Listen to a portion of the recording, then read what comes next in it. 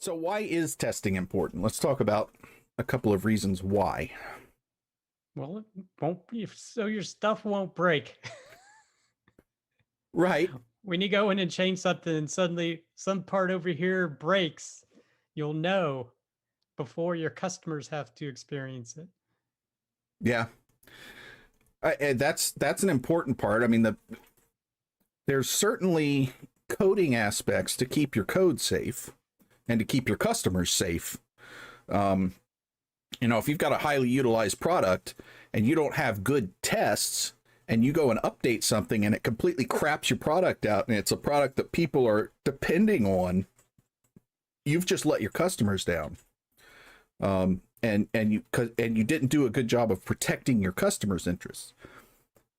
I think there's a huge psychological benefit to testing that I have benefited from myself, and that is it's a huge stress reduction especially when you have to upgrade something. Oh, well, yeah, absolutely. It's nice knowing that, yeah, these tests may take 20 minutes to run, but I can sleep at night. So, yeah, because my 1,600 tests all go green. Or I have 20 tests out of those 1,600 went red because I changed something that I had no idea would impact this completely other area.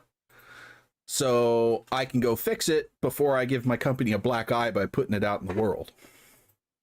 Yeah. And it's especially important, you're right, because if you are updating one component of your system, you could probably do manual tests in and around that.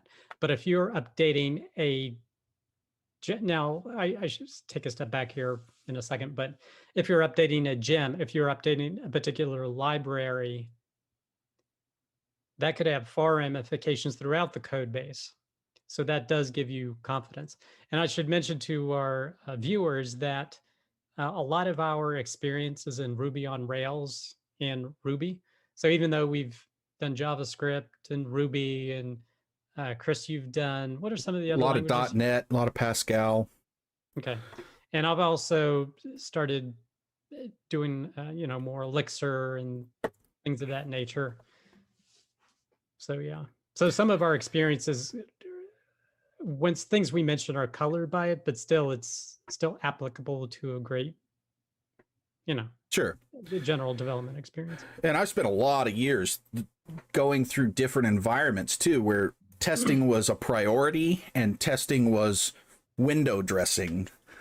And I can tell you just from personal experience that my stress levels were far, far lower when I knew I had good test coverage. Yeah. Yeah.